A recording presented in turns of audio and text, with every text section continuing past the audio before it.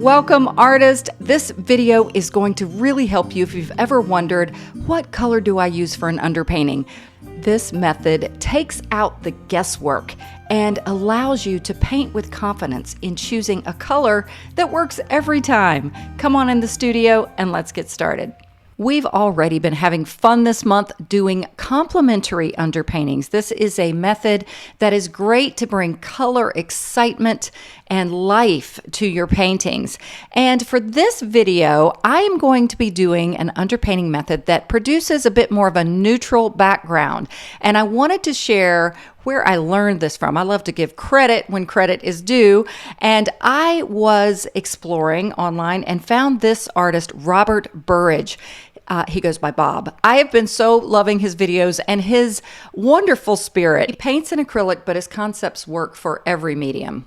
And I'm going to put a link to this particular concept in the description of my video. So let's talk about how this works. And fortunately, it's really easy. What we're going to do is to choose two main colors in our reference image. It's similar to the one that, or the method I use with my complementary underpaintings, but this one, we're going to work it a little differently. First, let me share that I'm working on the same piece of Canson velvet that I have been this month for the previous paintings where I did complementary underpaintings, and I'm just covering them up for protection and for me to see this lovely reference image. So let's talk about this reference image.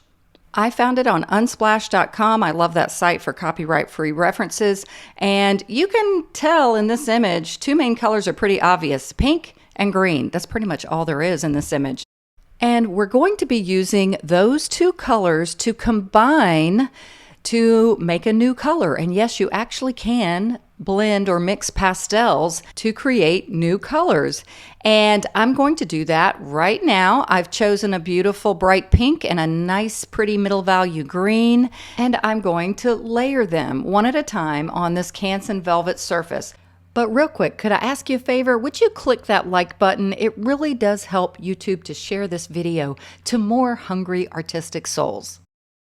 Now this surface, I'm guessing it's about a 6" by 4" area, and I'm first just going to layer the pink very lightly and gently. Not too much pressure, but just enough to get a nice even single coat. And now I'll do the same thing with the green, similar to the pink, just a nice easy application, and the two colors will blend together because even though they're opaque, normally an opaque color means if you put one on top of the other, you can't see the one underneath. But if you keep a pressure that's just light, and because of this surface that's really receives multiple layers so nicely, you can actually get an influence of the underneath color peeking through. Now there's something else we're going to do to this to blend it together, and if you're working on a surface that is not water friendly, you can just blend it like I'm going to do here. And I like using this tool. I've been using it in my past few videos. It's similar to a stencil brush, and you could absolutely use a stencil brush, and it's a great blending tool. But this one is made by Creative Mark, and it's called a pastel smoothie. I've had these for years and I forget to pull them out sometimes, but many blending tools would work. You could even use a paper towel I've used if a surface is not too gritty. And I'm just going to blend this to get a more even application. Now these two colors are going to blend to make a neutral color. Pink and green combined are going to neutralize the color. And I must say I really like this technique of creating an underpainting because sometimes you want your painting to perhaps not be so vibrant and bold with color as with my previous two methods. And you might want a nice, easy, neutral beginning. And this is a perfect way to get a neutral that's going to work for your painting because it's using two of the main colors from the painting. Now, the next step that Bob suggests in his video is to lighten it up. He says just to add some white to it. I could start painting on this surface as is with just the pink and the green, but the white is just going to lighten it back up a little bit. This was my first time trying this, by the way, so I was learning myself. Now I used my pastel smoothie or my blending tool to blend it back again. It was a little lighter than I wanted, but oh, it's such a nice, pretty neutral color. And don't worry if it looks a little textural or not smooth, it's an underpainting. So it's not really that big of a deal. But because I was working on a water-friendly surface, I thought, let me try to add some water to this just to blend it a little bit more. It really wouldn't have mattered either way. So I grab my brush and just some water. By the way, water works great on Canson velvet. I found that it actually works better than alcohol, even though often I'll use drugstore alcohol to blend on certain water-friendly surfaces. For some reason, the water seems to work best. And as you can see, I'm just blending it, and it does darken the underpainting a little bit, which I liked it better this way. So to reiterate, what do we do for this easy underpainting color? Choose two main colors in your reference image, combine them, and add some white if you want to. I don't even think it's totally necessary to add white. It depends on how light you want to begin your painting.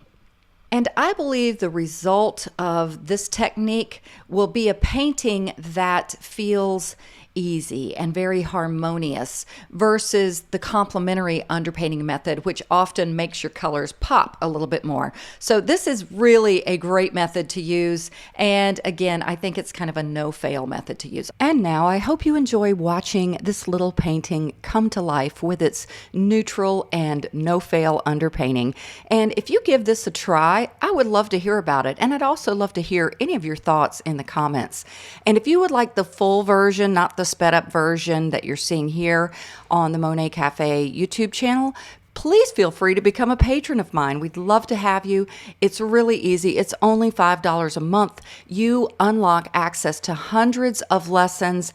And also, I love the fact that it's a community of artists that are like-minded. It's just a beautiful, happy place. And I get to see your work. That's one thing I really love. We have fun contests, prizes, painting reviews, and oh, so much more. And from now until June 14th, I have a promotion to receive 50% off your first month if you use the coupon code 51024. So I hope to have you as part of my beautiful Patreon family. And again, if you'd like to see the slower speeds and receive the full commentary of this video, it's over on my Patreon page too. And by the way, you can buy individual lessons and groups of lessons without even subscribing to my channel. You can find all those links in the description of my video. But as you can see, I'm gradually layering this pastel painting. I always like to describe it as layering it from the ground up, almost like from the dirt and the deepest grasses, gradually layering until we get to the final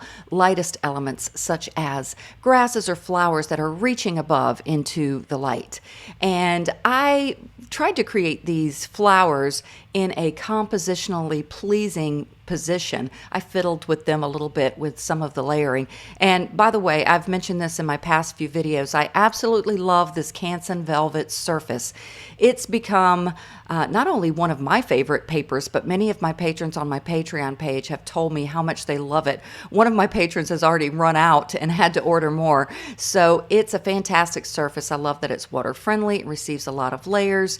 And I like working on surfaces that are lighter in color, like this one. It's kind of a creamy color because I can always tone my surface to suit the painting, like I've done this month with the theme of underpaintings. Oh, we've learned so much this month. It's been a lot of fun. And sometimes I actually like this speed process of watching a painting come to life. I enjoy that in watching other artists that I'm learning from because you can really see all of the concepts come together much more quickly than if it was a real-time video. Really loved the color palette for this painting, and I do believe that my underpainting influenced it and influenced the final results. Even though much of the underpainting isn't peeking through here, some of it is. I typically have more of my underpainting actually kind of showing through. But that nice neutral beginning, I think, gave this painting an approach and a final result that had an easy and harmonious feel to it. Now you see the little pops of that mustardy color, the pretty golden yellow color, that's my spice color. And I actually have a future video coming up. I've already got the footage. I just have to edit the video of giving you the information and knowledge of how to choose a spice color that will really pop. And that's usually best to do towards the end of your painting. So that lesson will be coming. And I also love adding just different little bits of light elements and some dark elements just to make the painting feel more alive and have more depth. So I enjoyed this. I'm going to remember this method and use it again. Remember to choose 2 main colors in your reference image, combine them, layer them gently, add white if you like, and create a nice, neutral, easy beginning to get your painting started. I hope you've learned something new. Please feel free to share with me in the comments. And if you've made it this far and you haven't yet subscribed to my channel, I hope you'll subscribe and become a patron if you'd like to get all of the goodies. All right, everyone, God bless and happy painting.